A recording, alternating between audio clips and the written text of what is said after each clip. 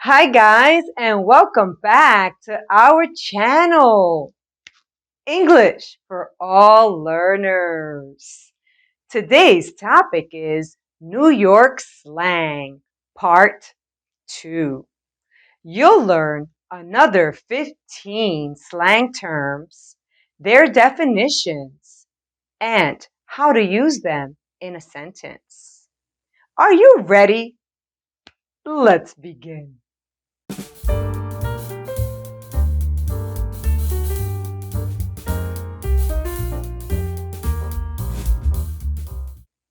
Before we continue, please don't forget to hit the subscribe button. When you subscribe, you'll get our latest videos and help us grow our channel. Of course, it's free. All right, let's look at the first one. It's a given. It means it's understood. You don't have to say it. It's obvious. For example, my sister forgot to buy milk, so it was a given that my mother was going to ask me to buy it. Again, my sister forgot to buy milk, so it was a given that my mother was going to ask me to buy it. Number 2, that's dope. You'll hear this a lot in hip hop. It means that someone or something is cool, impressive. For example, my cousin told me that he bought a new house, and I said, "That's dope." Again, my cousin told me that he just bought a new house, and I said, "That's dope." Number 3, to hijack. It means to take control of a conversation and talk for a long time. For example, we didn't have a lunch break because my colleague hijacked the meeting. He spoke for half an hour instead of 5 minutes. Again, we didn't have a lunch break because my colleague hijacked the meeting. He spoke for half an hour instead of 5 minutes. Number 4, get into it. Get into it has several meanings. In this lesson, we'll look at 2. Here's the first one. It means to argue or fight. For example, Chris and his wife Susan haven't been getting along for a while, and we hope that they won't get into it at the family picnic. Again, Chris and his wife Susan haven't been getting along for a while, and we hope that they won't get into it at the family picnic. Number 5. Here's the second meaning for get into it. It means to start liking something or doing something. You're starting to enjoy it. For example, I began a new workout routine at the gym and I'm starting to get into it. I'm going 3 times a week now. Again, I began a new workout routine at the gym and I'm starting to get into it. I'm going 3 times a week now. All right, guys, if you're enjoying our videos, please don't forget to hit the subscribe button below.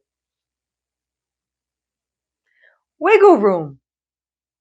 It's the ability to make small changes in a plan or schedule if needed. I'm sure we all can use some more wiggle room in our lives. Here's an example. Let's meet between 7 and 7:30 for dinner to allow for some wiggle room just in case there's a lot of traffic. Again, let's meet between 7 and 7:30 for dinner to allow for some wiggle room just in case there's a lot of traffic. Ah, blowing up my phone. Who's been blowing up your phone? It means we use this phrase when someone receives a lot of text messages back to back from the same person. And of course, it has a negative meaning. Let's look at an example. My mom is blowing up my phone. This is the 10th text message I've gotten in less than an hour. Again, my mom is blowing up my phone. This is the 10th text message I've gotten in less than an hour. Grilling. It means to stare at someone, to really stare hard. Okay, here's an example. While I was on the train, this guy was grilling me. Again, while I was on the train, this guy was grilling me. To hit someone up. This means to text or call someone. For example, I need to hit my brother up to see how he's doing after his surgery. Again, I need to hit my brother up to see how he's doing after his surgery. Number 10, it's a wrap. We use this phrase to say that something is over. It's completed. For example, after listening to a 2-hour lecture, the students were relieved to hear the professor say, "It's a wrap. See you tomorrow." Again, after listening to a 2-hour lecture, the students were relieved to hear the professor say, "It's a wrap. See you tomorrow." Number 11, wrapping my head around. It means to think about something in detail. For example, I need to wrap my head around this project. It's 30% of my student grade. Again, I need to wrap my head around this project. It's 30% of my grade. Number 12, throw shade.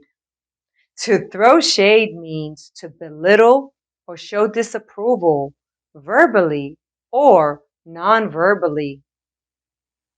For example, Carmen threw shade at her father's girlfriend when she remarked, "Did you gain weight?"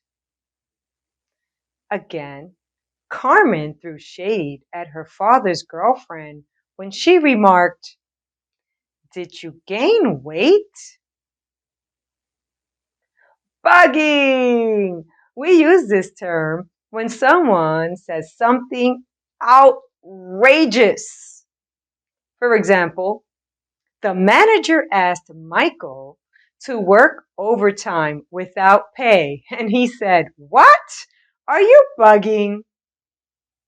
Again, the manager asked Michael to work overtime without pay, and he said, "What? Are you bugging?" Number 14, to cut someone off. This phrasal verb has several meanings. We'll look at two today. Here's the first one. It means to interrupt someone during a conversation. For example, I was chatting with my sister when my mother cut me off to say that dinner was ready. Again, I was chatting with my sister when my mother cut me off to say that dinner was ready.